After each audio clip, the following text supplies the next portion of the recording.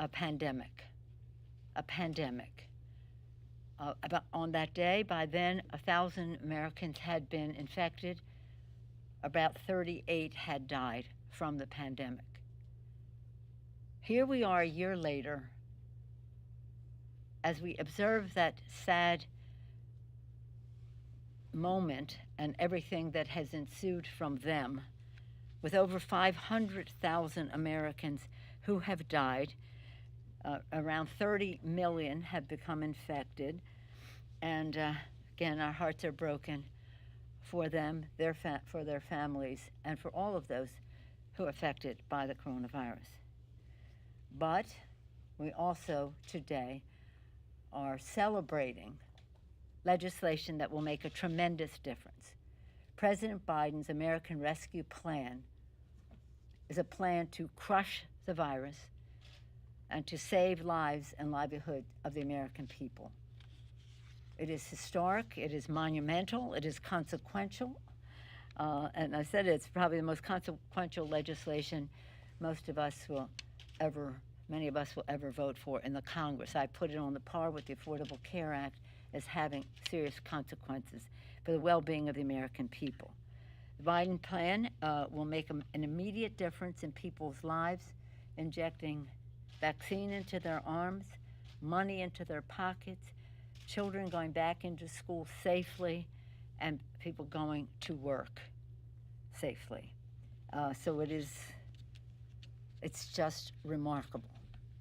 It's remarkable legislation.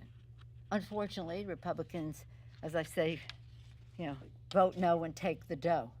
You see already some of them claiming, oh, this is a good thing or that's a good thing, but they couldn't give it a vote. But anyway, enough of them. I talked about children in school. When I talked about this legislation yesterday, I talked about it in terms of America's children. Children are my why I went from housewife to House Speaker, because of the children, that 1 in 5 children in America lives in poverty. As a mother of 5, I couldn't abide that and wanted to make a difference in public policy. 1 in 5 goes to sleep hungry at night. That was even before the coronavirus. And I've always said that the 3 most important issues facing the Congress are our children, their health, their education, the economic security of their families, including the pension security for their grandparents, and an environment in which they can thrive safely, a world at peace in which they can reach their fulfillment.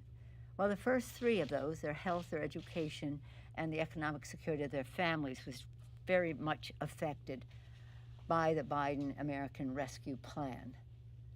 We're very proud of what it does for children, their health, their education, and the economic security of their families. Today on the floor, we go to that 4th place, a safe environment in which our children can thrive by passing the background check legislation. It's hard to imagine legislation being more popular than the rescue plan, 75%, whatever. This legislation, background checks, closer to 90%. Bipartisan support across the country, receiving the support of gun owners, hunters, and the rest. They've all had to do a background check. Why shouldn't others? Our chairman of the task force, Mike Thompson, is a hunter, is a veteran, and is a gun owner. And he has had, again, protective of the First Amendment rights of gun owners, but also protective of the survival of our children. So I see this issue through the eyes of our children. I tell my colleagues the stories when I go to like a child care center in my district several years ago. We're playing on the floor with stuff, and all of a sudden a balloon burst and the kids yell, "Drop." 4-year-old children yelling, "Drop." And that is not unusual in certain communities.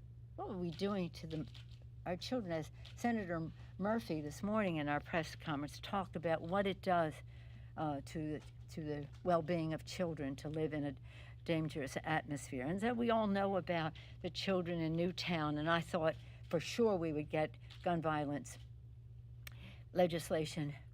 prevention legislation passed then, but They said no time and time again.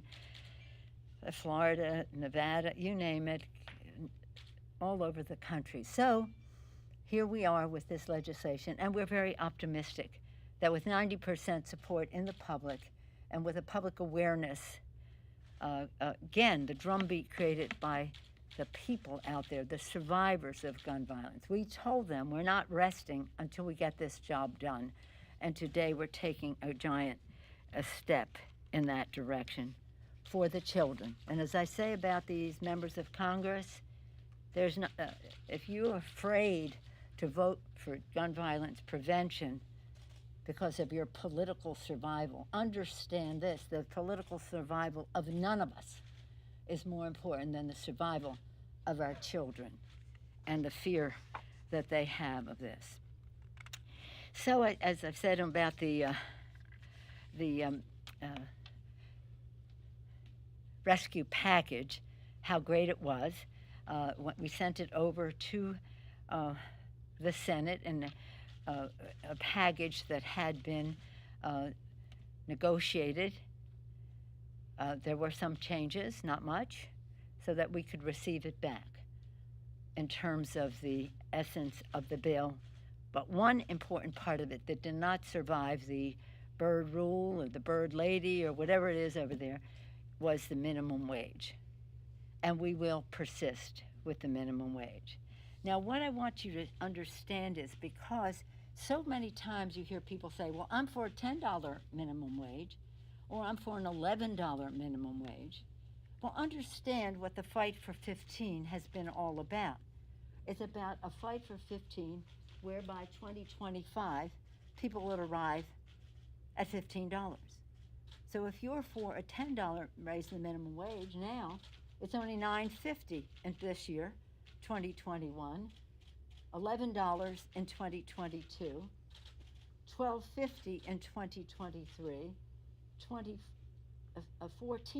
in 2024, and finally $15 in 2025. I've been fighting for the fight for 15 for a number of years. Quite frankly, I think it should be higher.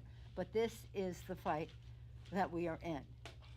So if you think it's okay to have a $10 minimum wage, we don't even get there this year. We don't even get there this year. When we passed the bill in 2007, it was one of the first bills we passed in the first 100 hours of the new Democratic majority. It was one of our 6 for 6, the 6 for 06 that we had, 6 bills. We passed it. We sent it to the Senate. It didn't make it there, but we put it in an appropriations bill, and it passed. First, we passed it, and President Bush vetoed it. But then we put it in an appropriations bill, and then it was passed and signed by the president. So it was a fight then for $7.25, really. I tell the story that when we went outside to celebrate, Senator Kennedy, who was the leader of it as the chairman of the Health Committee in the Senate, he came to the podium and he said, you know what we have to do now? We have to raise the minimum wage, because he knew that $7.25 wasn't even enough then. But here it is, $9.50. Can you live on $9.50? Family of 4, both parents making the minimum wage, $7.25, still under the poverty line. And by the way, a low substandard minimum wage is corporate welfare. It is subsidizing the private sector not to reward work. And how do we subsidize it? Medicaid, food assistance, housing assistance, and the rest. So the taxpayer is subsidizing the low minimum wage for the private sector. Fortunately, not everybody in the private sector thinks that way, and they respect the dignity of work, and many of them have come closer to a, not even a living wage, but at least a higher minimum wage. So this is we're not giving up on that. We're not giving up on gun violence prevention. We've told the survivors again and again, we're not going away. We will persist until the law is changed and we have safety for our children. So again, this is a hopeful time, and I want to praise Of course, Senator Schumer, Leader Schumer, for his leadership in sending us back a bill that we did not have to amend or go to conference on because it resembled enough what we had sent over there, except for the minimum wage. And we'll find a path on that. So again, 1 year ago, declared a pandemic. In the course of that time, declared a hoax, all the rest of that, avoiding science and the rest, and now truly an attempt to crush the virus. Any questions? Yes? Okay. Yeah, and then, Garrett, you can. Sure. So when you have been focused on COVID, the Republicans have been talking about immigration. When you were focused on the Voting Rights Act, they were talking about immigration. Today, you're talking about 5 for 15. Today, they're talking about immigration. I'm wondering if House Democrats, or if you guys, why are we not seeing the same thing? Is this a distraction on their part? Is it a mistake for House Democrats to not include immigration elements earlier in the agenda? I'm just trying to square how these two parties are talking about such different things as the key issue right now. Well, I guess their Dr. Seuss approach didn't work for them, so now they've had to change the subject. But we do not prioritize our values and how we can make a difference in the lives of the American people to be attuned to the bankruptcy of ideas that the Republicans have. No, there was no mistake. The bill is, except for the minimum wage, again, certain tweaks here and there, which were not consequential. The bill is what we all agree to as the priorities to save lives and livelihoods, shots in the arm, money in the pockets, kids in the school safely, and workers back in their jobs. Yes, sir. Madam Speaker, I just wanted to ask you about the surge of unaccompanied minors at the southern border. The Biden administration has acknowledged that the humanitarian effort that they have may be an incentive for them to come. What would you like to see done out there? Well, I don't know. I haven't heard them say that that would be an incentive. I do think what they are doing is talking to regional governments to say, keep them home, as well as if they have a case for refugee status or asylum seekers, to have that adjudicated have those interviews happen in the country of origin. But for those who are coming, they have a humane policy about how they, as quickly as possible, and it takes time because you want to do it right, can get them situated in with family member or safe place for them to be, and it will be nothing like what we saw in the Trump administration of PBs being snatched from the arms of their parents. To me, as a mom and a grandmother, that to me is like the most vile, with stiff competition from the Trump administration, but one of the most vile things they did.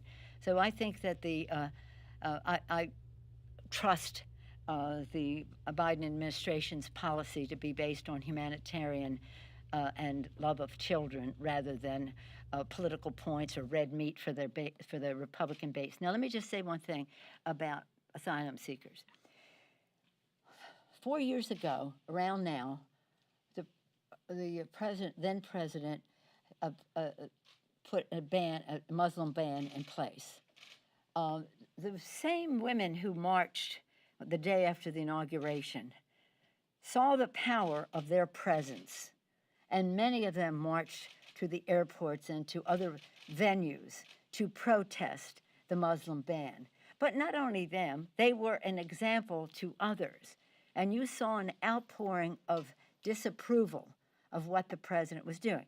We then had a session here. It couldn't be a hearing because we were in the minority, but we had a rump meeting about asylum seekers and opposition to the Muslim ban. We had the military come and say, how could they do this? We promised our interpreters and others who helped us in Iraq and Afghanistan who were Muslim that they could come to the United States, and this is hurting our security. We had our diplomats, maybe 1,000 signed a letter which was usual, that many, but them to testify about how this was bad for our national security from a diplomatic standpoint. We had economists saying this is bad for our economy in terms of the intellectual resources that we were depriving our country of. But why I bring it up is we had a representative of the American Evangelicals Association, or the Association of American Evangelicals. And what he said at that meeting that I think everybody should continue to remember, because the evangelicals have been really good on immigration and on asylum seekers and refugees. He said the United States Refugee Resettlement Program is the crown jewel of American humanitarianism. And that was at a time when the administration was preparing to reduce the number that we received while encouraging other countries to take other asylum seekers. So it's a value decision that we have to make. And I think the difference between this administration and the one before is great in terms of how we meet the needs of these children, placing them as much as possible with family, but in other safe homes, and in the meantime to have a humanitarian reception for them wherever they are. It's a big, when I'll just tell you this one more thing. I took a group, before COVID, so it was the last trip that I was able to take to Central America, to the Northern Triangle, Honduras, Guatemala, and El Salvador, to see what was happening there in terms of dangerous situations that people were escaping, and that was the reason why they would risk crossing a desert, because they would die if they stayed home, and their children as well. What were the economic situation? What was it that we could help them with to keep people home? Because people really genuinely do like to stay home. One of the things that was interesting on that trip was that a number of the people who were leaving for economic reasons were farmers, because the drought had caused such a severe situation in the Northern Triangle, they could no longer farm.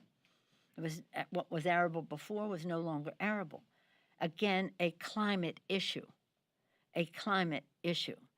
And so there are all kinds of ways that we can help people be successful or comfortable, at least, at home, rather than coming to the United States, but to recognize there are many reasons why they do. Some because of the dangerous situation to their lives, and we could spend all day going on chapter and verse of all the young people we met and how they feared for their lives in the communities they were in. Yes, sir.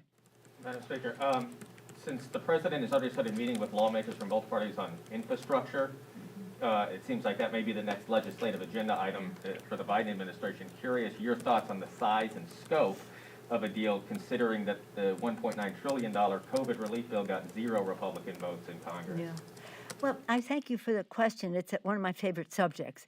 The infrastructure, we like to call it, jobs legislation, is it's so important because it's about jobs. It's about quality of life for people when we have better roads and transit systems and the rest, to have them spend less time in their cars, more time at home. A 45-minute ride, which should be a 20 or 15-minute ride, that's a quality of life issue. What that means in terms of clean air for our children and grandchildren to breathe. So it's a quality of life issue in many respects in terms of time, but also in times of clean air. Again, a jobs issue, not only in the construction of these projects, but also the commerce it enables to happen. And in farm country, where time is important in terms of produce from field or from farm to market, and the rest, time. So the list goes on and on. And it's not just roads and bridges and mass transit and high-speed railroad. It's also about water systems. Some of the water systems that we have now are over 100 years old. I've been saying this for 10 years, so they're over 110 years old. They're made of brick and wood. We really need to address the water systems in our country. And one of my colleagues, Congresswoman Tlaib, has been on this case in terms of safe water for our children all over the country, as has Dan Kildee, representing Flint, Michigan, and the rest. So it's about that, but it's also about infrastructure. We see in all of this telemedicine, distance learning, commerce through the internet, family interactions, and the rest. So that piece of infrastructure, which might not have been one we had 20 years ago, is important now. So for these and other reasons, schools, housing, all that. But remember this has always been bipartisan for us. In the years I've been in Congress, 3 decades, it's always been bipartisan. The only time they interfered with that is when President Obama presented his plan and they cut it back. But we still got something, but not as much as was needed by the American Society of Civil Engineers. We're way behind where we should be in terms of building the infrastructure. So I would hope it would, because it'll be in their districts. Again, they'll vote no and take the dough, show up at the ribbon cutting and the rest.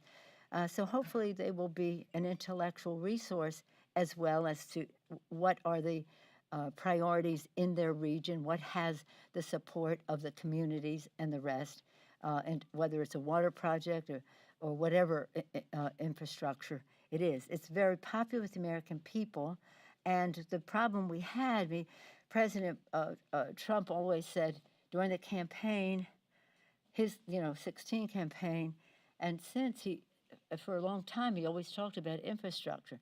I didn't have a conversation with him for the first year and a half, say, that he was in office, that infrastructure was not a part of the conversation.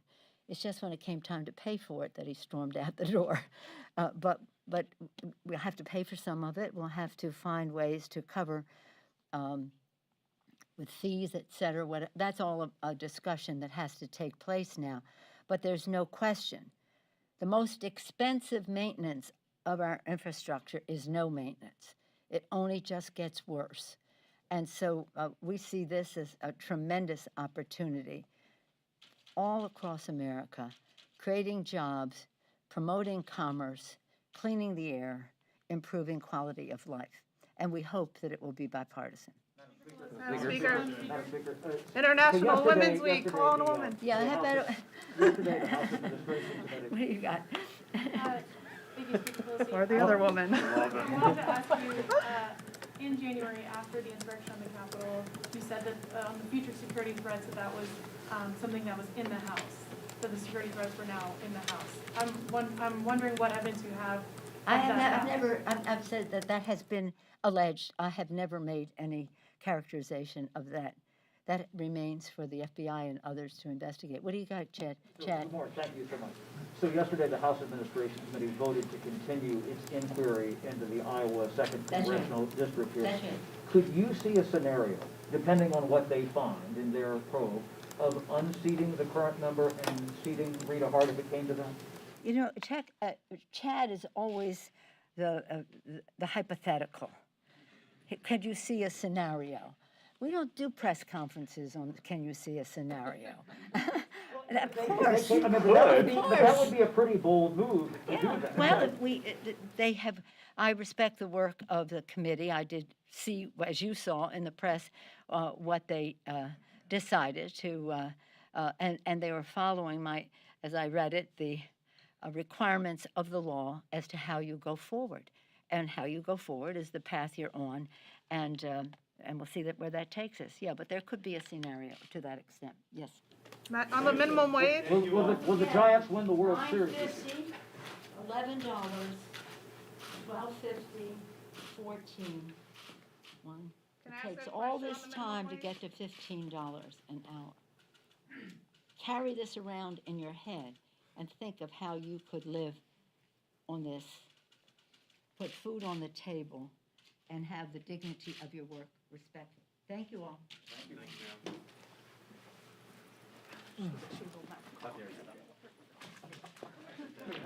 Great. She never. Lay the smack down.